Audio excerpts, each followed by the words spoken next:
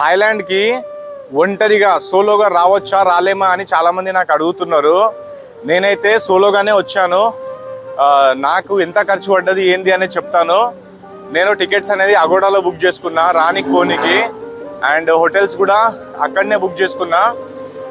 ఎయిర్పోర్ట్లో మనకు మెయిన్ కావాల్సింది ఏంటంటే పాస్పోర్ట్ ఖచ్చితంగా ఉండాల్సిందే. మీరు టికెట్ బుకింగ్ చేసే టైంలోనే మీకు పాస్పోర్ట్ అడిగేస్తుంది. ఇంకా థాయిలాండ్కి రావడానికి ఇప్పుడు వీసా ఫ్రీ, కాకపోతే మీకు ఒక డిజిటల్ అరైవల్ కార్డ్ కావాలా. ఆన్లైన్లో అప్లై చేసేస్తే 2 నిమిషాల్లో వచ్చేస్తుంది అది కూడా. అండ్ మెయిన్ వచ్చేసి హోటల్ బుకింగ్స్, అది కూడా అగోడాలోనే చేసుకున్నా.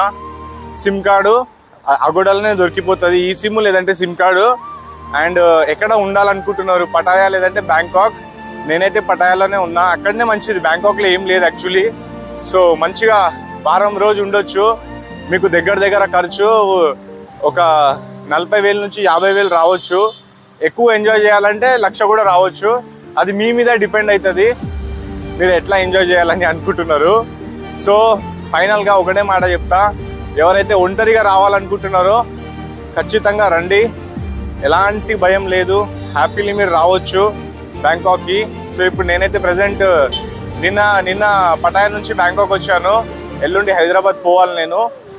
సో బ్యాంకాక్లోనే ఒంటరిగానే తిరుగుతున్నా. ఇగో చూసుకోవచ్చు, ఏం భయం లేదు, ఎలాంటి టెన్షన్స్ లేవు. హ్యాపీలీ రండి, ఎంజాయ్ చేసుకోండి. అండ్ ఈ వీడియో ఒక 10 మందికి కూడా షేర్ చేయండి. Thank you so much.